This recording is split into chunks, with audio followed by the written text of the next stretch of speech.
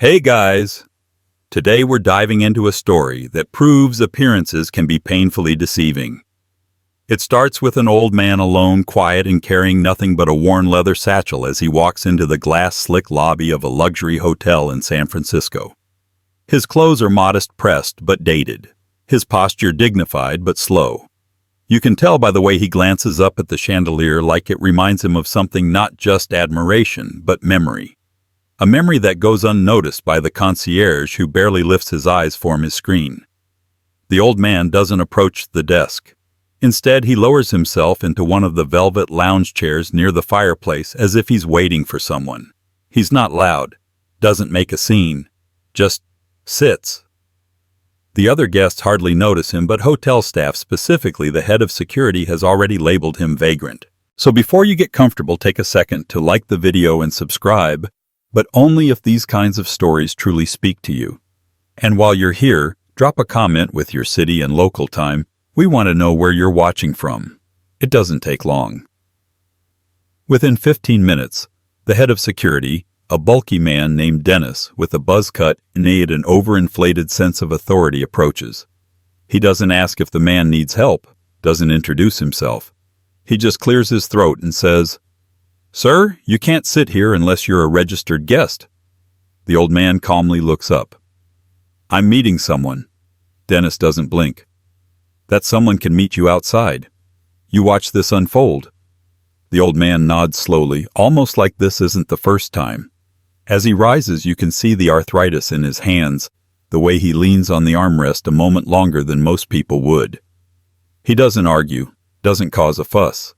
But Dennis doesn't stop there. He radios someone, and before the old man can make it to the door, a second security guard flanks him, one hand hovering near a taser he'll never need. "Let's go," Grandpa Dennis mutters, escorting him out through the revolving doors like a criminal. No one helps. No one says a word. Outside, Tay Man lingers by the sidewalk, pulling out an iPhone. Not new, not old, but clean. He taps a number. You only hear a few words. "Yes, I saw everything I needed." And then he walks off, disappearing into the late afternoon fog, like a ghost no one bothered to see clearly. Back inside the hotel, the staff barely reacts. Dennis even gets a chuckle from the bartender for his eagle eye. A few hours later, the night shift comes in. A few heads nod toward Dennis with some kind of misplaced respect. After all, he keeps the lobby clean. What they don't know is that tonight was a test. One they all just failed. The next morning, the atmosphere shifts the moment the GM walks into Tay Building, her heels striking fast across the marble. Something's off. She's pale, sweating. She calls an emergency all-staff meeting in the lounge by the bar. The staff gathers, some still sipping coffee, others mid-shift. Dennis shows up late, of course, smirking like he already knows he's not the problem. But the moment he steps in, he feels it. Something's not right. The GM, Linda, doesn't waste time. "Does anyone know a Mr. Langford Wells?" Silence. A younger front desk associate raises a timid hand. "An old guy came in yesterday. Sat in the lounge. Security escorted him out." Dennis crosses his arms. "Yeah, I did. He wasn't a guest. Said he was waiting for someone. But loitering's loitering, you know." The GM nods, but not in agreement. More like disbelief. "Mr. Langford Wells is a former aerospace engineer, MIT graduate, Medal of Freedom recipient. Oh, and as of 6 a.m. this morning, he is the majority shareholder of the Clarion Hotel Group." Everyone freezes. Linda drops the next bomb. "That includes this property, this very lobby." The color drains from Dennis's face. She continues, voice tight. He'd been anonymously acquiring stock for the past 3 years. His foundation now owns 64% of the brand. Yesterday was a personal visit to observe how we treat people. A collective silence swells in the room. "He was testing our values," she says. "He's been known to do this. Quiet visits, no warnings. And depending on how it goes, he either invests or cleans house." Dennis opens his mouth, but the GM holds up a hand. "Don't bother." He already sent a list of changes. Starting WT8, your termination effective immediately. And just like that, the man who bragged about keeping the riffraff out is escorted through the same doors he shoved the old man through yesterday. Except this time, no one is smirking. No one chuckles. But Langford isn't done. Over the next 24 hours, every property under the Clarion name receives an internal audit order, need a letter from the Wells Initiative, a new program spearheaded by the new chairman himself. The mission root out snobbery, classism, and unchecked power disguised as policy. All hotels are required to undergo empathy training and mystery guest evaluations, each overseen by Langford's team directly. Meanwhile, Langford returns. Quietly, just as before. Same satchel, same walk. Except this time the new head of security recognizes him, immediately greeting him with a respectful nod. The lobby staff. They scramble not to flatter but to welcome. Langford just smiles amused. And then he walks straight into the GM's office, not for a tour, not for a board meeting, but to ask her a question. Tot stuns her. What's the lowest paid position here? She blinks. Probably housekeeping. Entry level. Double their wages. Effective this week. She stutters. Of course, sir. But why? He glances out the window toward the bay. Because they don't get the luxury of judging people. They're too busy working. Outside, the sun breaks through the clouds as Langford steps back into the lobby. There's a young couple checking in, overwhelmed by the prices. They don't see him watching as they whisper about maybe finding a cheaper place. Langford steps forward, hands the concierge his black titanium card and nods toward them. 2 nights. On me. No explanations. The concierge doesn't ask questions this time, just processes the booking with a smile. And for the first time in a long while, Langford lingers in the velvet chair by the fireplace, no longer invisible. This time the room pauses around him. The chandelier still glows, but now it glows for him. You don't sit in your office like a corporate ghost. You walk the floors. You see everything. You feel the way the energy shifts, how the staff's smiles are no longer performance but protection. There's a rawness now, a self-awareness. You didn't fire everyone. No, that's not your style. Fear isn't growth. But you made it clear those who serve with dignity stay. Those who fake it don't. You start with the kitchen. You've always believed the soul of a hotel isn't in the chandelier or the marble. It's in the steam rising off the dish pit. You walk in just as Miguel, the dishwasher, is dealing WTH a burst pipe under the sink. He doesn't know who you are. To him, you're just a well-dressed old man holding a clipboard. Need a wrench, you ask. Miguel doesn't flinch. Already under control, sir. But thank you. He doesn't expect praise, doesn't look for it. You make a mental note to double his holiday bonus and pull him into leadership training. That kind of humility is currency you trust more than any Harvard degree. Later that day, you're in the elevator with a guest young designer backpack, AirPods in. She doesn't recognize you, of course. Why would she? You're not in a Forbes article. You're not on TikTok. You're just there.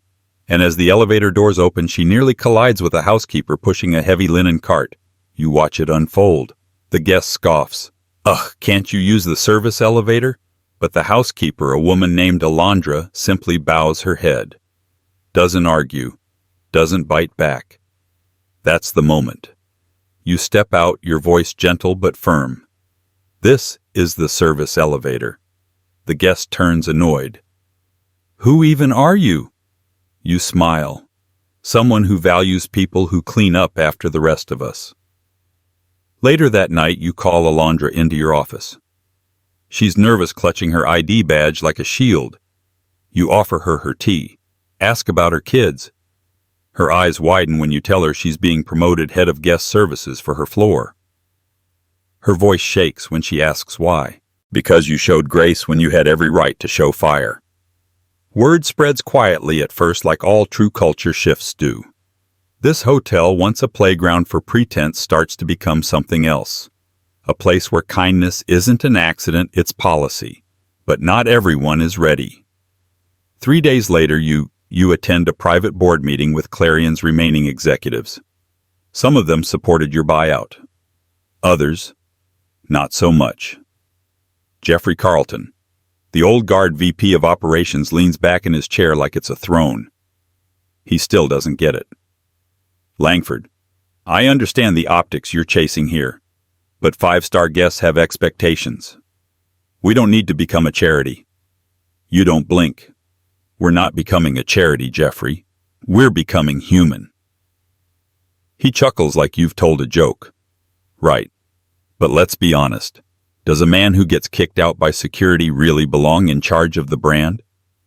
You lean forward, letting the silence speak first. Then with a voice so calm it slices you say, that man built your quarterly growth projections.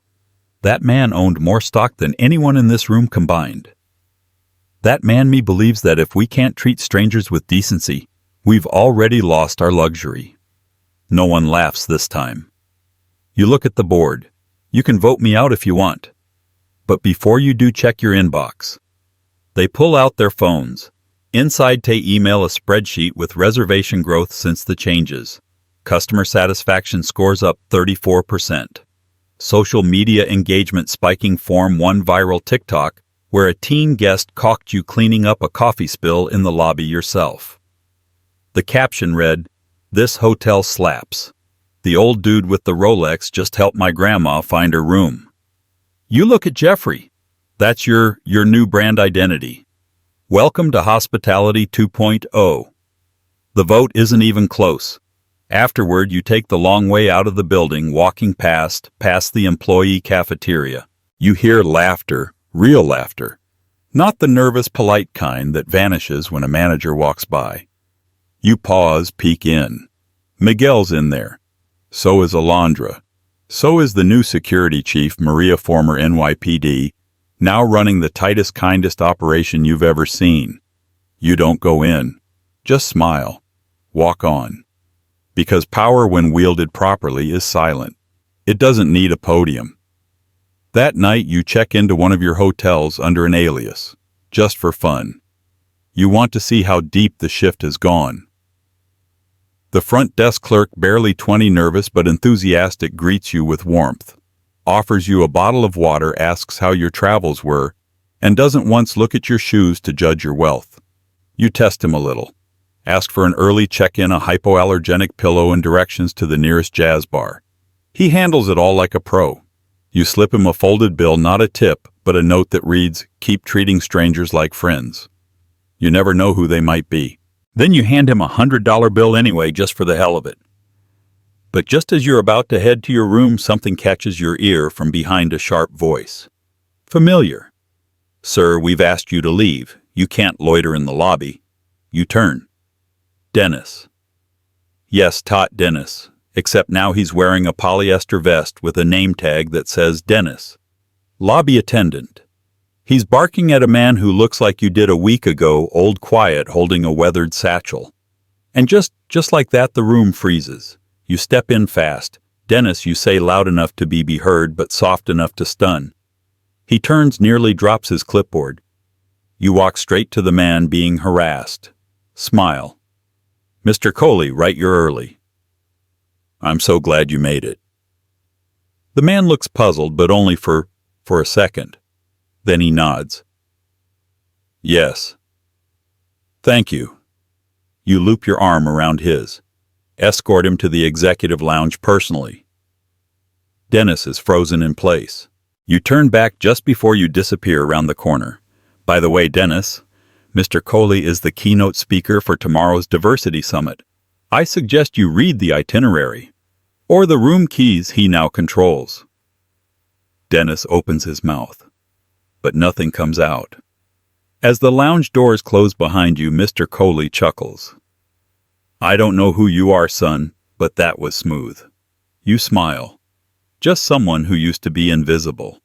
And in that moment you know the hotel isn't transformed because you bought it.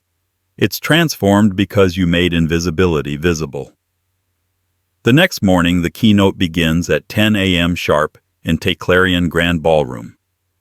Dozens of hotel general managers, VPs, and department heads from across the country file in, some skeptical, some indifferent, and a few already converted by what they've seen trickle down since the shakeup. The theme on the banners, dignity the new luxury. You're not on the schedule, not technically. The real star is Mr.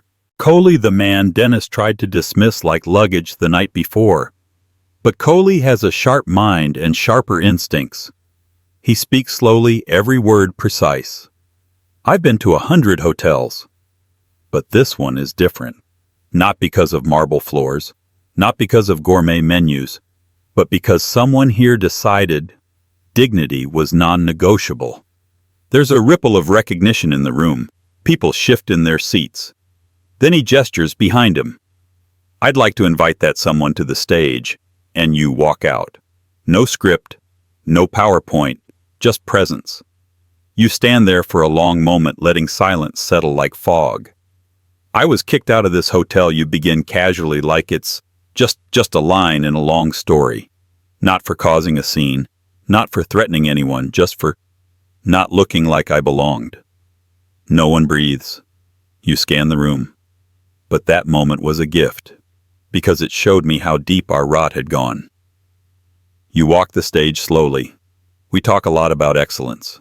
5 stars. Seamless experiences. But here's the truth: if we can't recognize the humanity in someone without a Rolex or a black card, then our brand is just a costume. Some nods now, some lowered eyes.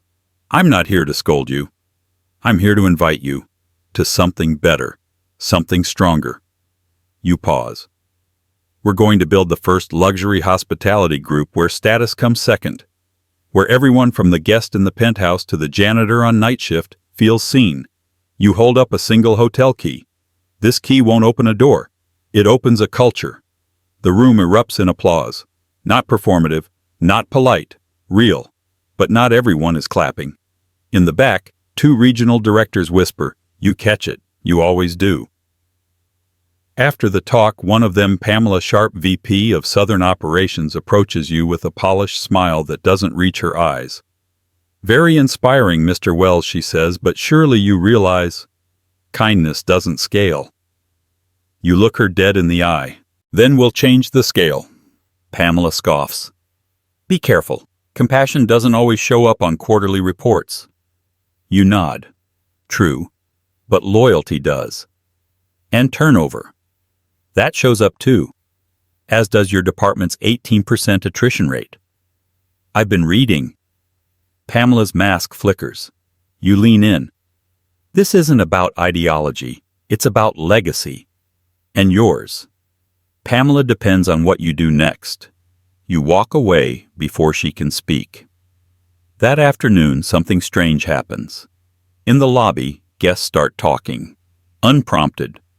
A family from Chicago thanks a housekeeper by name. A businessman holds the elevator for an elderly bellhop. A child hugs a concierge after getting directions to a bookstore. The entire atmosphere feels like a room exhaling after years of holding its breath. Later, as you walk the hall, a young woman in a charcoal suit jogs up to you. "Mr. Wells," she says breathlessly. "I'm sorry to bother you. My name is Haley. I'm an intern. Front desk training. I just wanted to thank you for what you ask, genuinely curious." She takes a deep breath. "I used to hide my tattoos under long sleeves, but now our manager told us we're allowed to bring our full selves to work. I don't feel small anymore." You smile. "You never were." She beams. "I want to run a hotel like this one day." "You will," you say. "Just don't forget where the magic lives." That night you sit on the rooftop deck watching the Bay Bridge light show blink in rhythmic sequence. It's quiet up here, peaceful, until you hear soft footsteps behind you. It's Linda, the GM, the woman who initially called the all-staff meeting after realizing who you were. She's holding 2 cups of tea. "Chamomile," she says, handing one over. "I figured you'd like that." You chuckle. "Correct guess." She sits beside you looking out at the skyline. "Never thought I'd be working for someone who prefers dish pits to boardrooms." You take a sip. "Never thought I'd be running a company again at my age." She nods. "But you're not just running it. You're rebuilding it. You turn to her. So are you. She hesitates. Can I ask something personal? Of course. Why'd you come here? Why this hotel? You look out again, eyes narrowing at a distant flicker of red taillights weaving through the night. My wife and I honeymooned here, 42 years ago. We didn't have much. Saved for a year just to afford 2 nights. Back then they treated us like royalty, even though we clearly weren't. A long pause. She passed 5 years ago. Cancer. Linda's eyes soften. I'm sorry. You nod. I came to see if the magic we felt still lived here. It didn't. You look back at her. But now it's starting to return. Linda doesn't speak, just puts her hand gently over yours. Below the city breathes. Lights glitter. Cars hum. And the hotel, once just another box of marble and mirrors, has a pulse again. But there's still one thing left. The next morning, a letter arrives on your desk. Handwritten. The envelope bears the hotel's old logo from the 70s. Inside is a single page from the concierge who greeted you during your honeymoon all those years ago. You didn't even know he was still alive. It reads, Mr. Wells, I heard what happened. I'm not surprised by what you've done. You always struck me as someone who paid attention. Thank you for reminding the industry that it's about hearts, not rooms.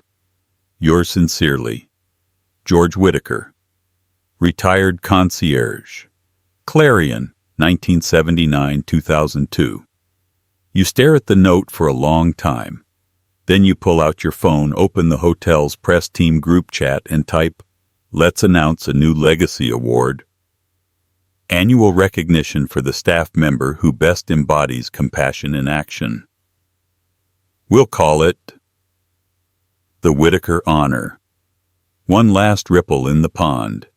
You sit back, sip your tea, and for the first time in a long time, you feel something stir deep in your chest. Not power, not pride, peace. The Whitaker Honor is announced just days later, and almost overnight something shifts across every Clarion property nationwide. Employees who once clocked in like ghosts now carry themselves with presence. Managers stop hiding behind policy binders. Guests, too, begin to notice the intangible difference. Something warmer, something more alive, humming beneath the polished surface of it all. Word travels fast. You watch it unfold quietly. Not through press conferences or dramatic rebranding campaigns, but through simple acts of human dignity multiplying in every corner of the business you now steward. A hotel in Austin adds a wall of employee photos under the title, Faces Behind the Magic. A property in Chicago launches a staff suggestion box not for complaints, but for stories of kindness guests may have missed. A bellhop in Miami returns a lost teddy bear to a child wrapped with a handwritten note and a bow. None of it is viral. None of it screams for attention. But it ripples. The boardroom skeptics. One by one they fall silent. Not because you silenced them, but because the numbers did. Occupancy rates climb. 5-star reviews surge. The New York Times runs a Sunday piece. When an old man bought a hotel chain, he taught the industry what hospitality really means. But still, one piece remains unfinished. It happens on a Friday. You're walking through the now familiar lobby, pausing to straighten a stack of newspapers when you hear someone clear their throat. You turn, and there he is. Dennis, not in uniform, no name tag, just a plain jacket worn at the cuffs. His eyes dart around, searching for something steady. You nod. Dennis. He swallows hard. I wanted to talk. You gesture to the lobby cafe. Coffee. He hesitates, then nods.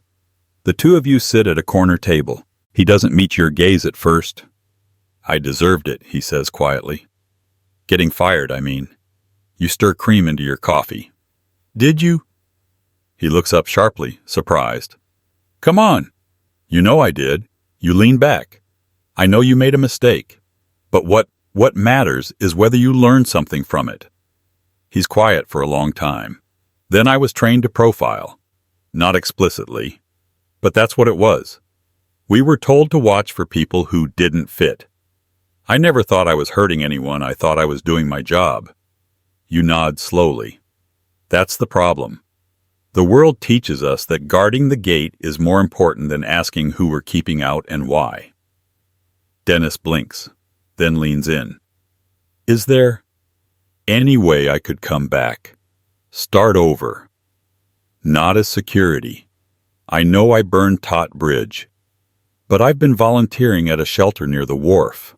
Learned a lot about people. And myself. You study him, not his clothes, not his past. His eyes. You see it. The shift. Not a full transformation, but a beginning. You reach into your satchel. Pull out a navy blue envelope with the Clarion crest. Management trainee program. You say, sliding it across the table. Starts Monday. You'll shadow front desk housekeeping guest services. No special treatment. You earn your place like everyone else. His hands tremble as he takes it. You serious? You smile.